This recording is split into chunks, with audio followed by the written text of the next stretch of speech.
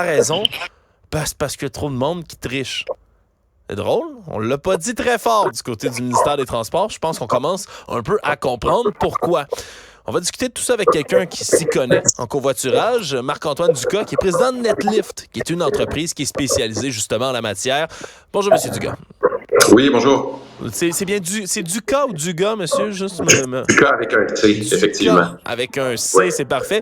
Monsieur Ducas, je voulais vous lancer sur cette histoire-là qui peut sembler un peu aberrante, de plus permettre aux gens de faire du covoiturage dans le pont-tunnel.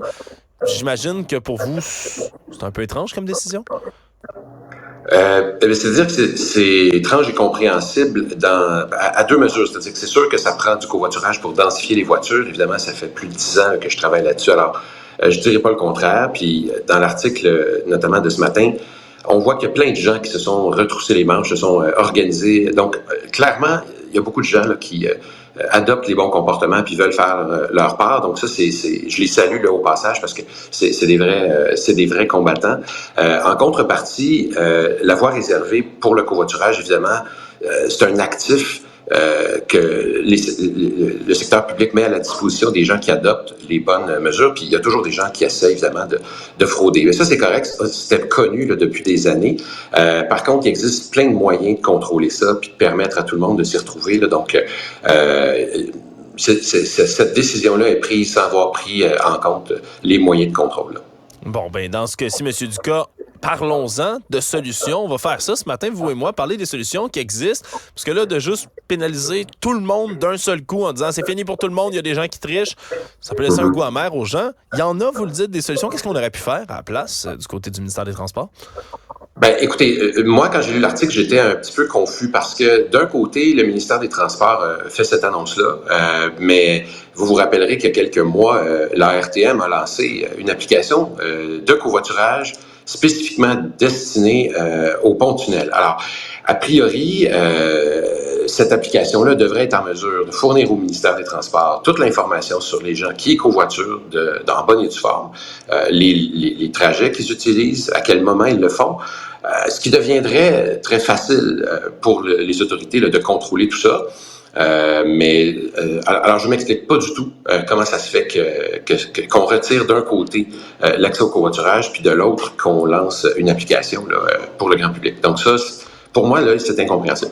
Oui, parce que là, de ce que je comprends, je suis pas un expert en la matière, vous me corrigerez si je me trompe, M. Ducas, mais on aurait pu justement peut-être mettre un volet où vous inscrivez sur cette application-là, puis justement, le fait qu'on ait votre plaque d'immatriculation, ça va faire en sorte qu'on vous arrêtera pas ou on vous pénalisera pas si on vous voit passer comme ça dans le pont-tunnel. Ça aurait été une solution, somme toute, assez simple. Là. Je pense pas que c'est quelque chose... La plateforme existe déjà, c'est pas quelque chose qui aurait été excessivement pharaonique comme chantier. C'est-à-dire que Netlift, à l'époque, avait fait ce pilote-là dès 2019, là, où on contrôlait le covoiturage par la lecture de plaques d'immatriculation pour automatiser tout ça. Évidemment, on voyait venir les choses. Le système que la RTM a mis en place ne permet pas ça. Donc, il fallait arrimer avec les contrôles routiers. Ça, on les a avisés l'an dernier, là, mais c'est pas une solution qu'ils ont retenue. Mais c'est une solution qui existe. Alors, ce sera, en fait, peut-être, pourrez-vous leur poser la question là directement, mais ça, c'est pas quelque chose que je peux répondre. OK, oui, c'est une question que je vais leur poser absolument. On dirait, c'est drôle que c'est quelque chose qui revient dans mon émission d'aujourd'hui, des instances gouvernementales qui décident de juste pas consulter les gens, là, de ce que je comprends, puis peut-être vous en connaissez d'autres, justement, les entreprises de covoiturage, des coopératives et autres. Est-ce que c'est quelque chose dont vous avez avisé avant de juste décider de fermer ça vendredi dernier? Bien sûr que non. Ça fait partie un peu de la culture là, de prendre des décisions de façon assez unilatérale, de mettre un peu les gens devant des faits accomplis et après ça de forcer, parce que vous comprenez, là on parle de quelques citoyens. Nous, on est beaucoup en contact avec des entreprises qui ont des enjeux de recrutement et de rétention de la main-d'œuvre. C'est de plus en plus difficile pour des organisations situées à Montréal de faire venir des gens de l'extérieur parce que c'est un parcours du combattant maintenant. Alors, si on veut que Montréal adopte des bons comportements sur le plan de la mobilité, il faut que les solutions les plus simples, les plus efficaces et les plus testées soient déployées assez vite. Mais là, on n'est pas dans le domaine du bon sens économique ou de la logique. On est plutôt du côté du politique là, puis des structures de gouvernance. Là. Oui, puis on comprend, là, je vais vous demander de prêcher pour votre paroisse un peu, M. Ducas, mais le covoiturage, c'est des entreprises qui existent comme la vôtre, s'il y a des applications qui sont mises en place aussi, c'est parce qu'il y a une popularité aussi là, de ce mode de transport-là. Là. C'est pas marginal, il y a des gens qui se tournent vraiment vers le covoiturage pour être capable d'éviter des embouteillages comme dans le pont-tunnel. Ben, alors, il y a oui, la question des embouteillages, la question du prix de l'essence qui a joué beaucoup, le temps de déplacement. Certaines personnes, même en covoiturant, vont voir un temps de déplacement qui est 2 à 3 fois plus rapide que certains circuits de transport collectif. Alors, on n'est pas là pour juger du choix que les gens font. Là. Chacun a une vie, puis il prend en général les décisions qui sont les plus favorables pour eux-mêmes. Mais ce qu'on constate, c'est que et les citoyens et les entreprises, particulièrement après la pandémie, ont mis en place des mesures pour essayer de favoriser là, cette fluidité-là, parce que les gens trouvent que la mobilité, là, c'est assez compliqué. Oui, c'est effectivement une grosse question. Est-ce que vous, c'est quelque chose que vous aviez remarqué, justement, de votre côté, de votre application, quand on a demandé, justement, du côté du ministère des Transports, quand on a demandé de trouver son plan B, là? C'est le slogan qu'on a utilisé en annonçant que le pont-tunnel allait être fermé en partie pendant des années, soudainement, encore une fois, là, devant tout le monde, surprenant un peu le Québec. C'est quelque chose qui avait augmenté de votre côté, là, de cette demande pour le covoiturage? On a reçu beaucoup d'appels à ce moment-là, effectivement, particulièrement des entreprises, parce que, en fait, Netlift, depuis plus de 10 ans là, qu'on a travaillé à trouver le modèle et tout. Puis quand c'est piloté par une entreprise, un employeur par exemple, ça donne de très bons résultats là, parce que ça prend une certaine coordination, une certaine confiance. Vous remarquerez dans l'article par exemple que les gens sont pas contre le concept du covoiturage, mais il y a toutes sortes de questions qui restent sur qu'est-ce qui se passe si mon automobiliste me laisse tomber ou si je connais pas ou que j'aime pas être avec la personne. Donc ça prend quand même. L'image que j'utilise des fois, c'est que si vous êtes 45 minutes dans un ascenseur avec quelqu'un, faut quand même que ce soit pas trop problématique. Aller travailler dans une voiture de quelqu'un d'autre, c'est la même chose. C'est un ascenseur horizontal. Donc, c'est pour ça que ça prend beaucoup de temps de raffinement pour être capable de trouver le bon modèle, mais aussi sur le plan économique que ça fasse du sens. Donc, c'est ce qu'on avait trouvé. Et puis, quand est venue la question, comme vous dites, trouvez votre plan B, on a reçu beaucoup d'appels, on en a déployé beaucoup, évidemment, mais c'est ça. Il faut qu'il y ait une synchronisation avec les autorités publiques. Puis c'est actuellement le point le plus particulièrement frustrant, je vous dirais, bon, pour des entreprises comme nous, mais aussi pour les employeurs, de se rendre compte qu'il n'y a pas de synchronisation avec les solutions qui viennent de la base et ce que les autorités essaient de faire.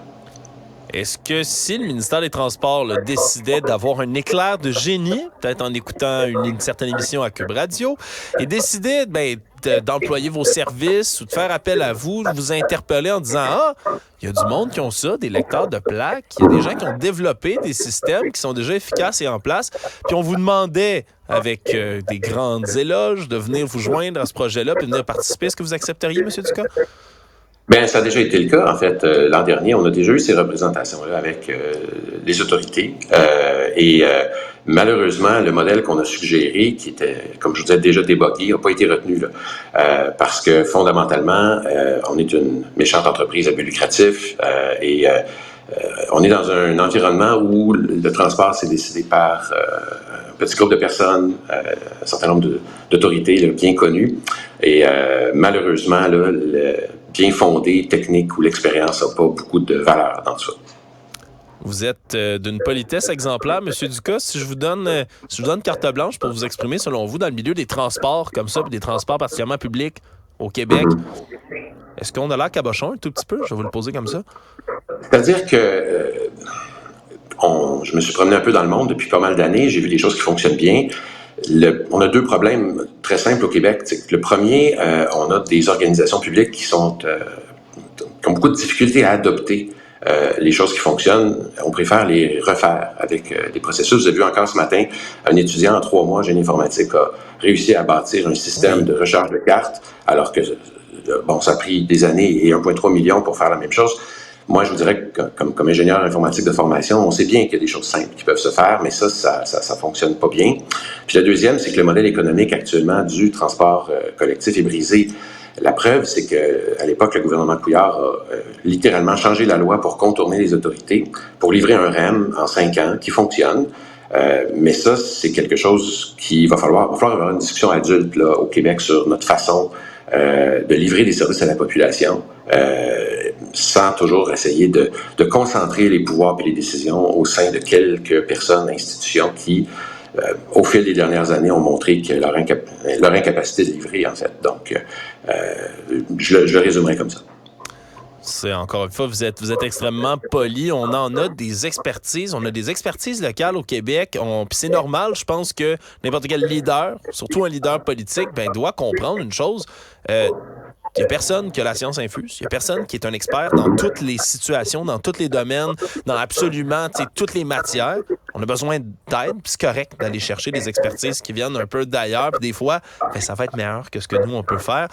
Je suis d'accord avec vous que c'est quelque chose qu'il va falloir accepter. Puis l'exemple de la RTM puis de cet étudiant, on le salue d'ailleurs. Je pense que c'est Alex Lay de son nom.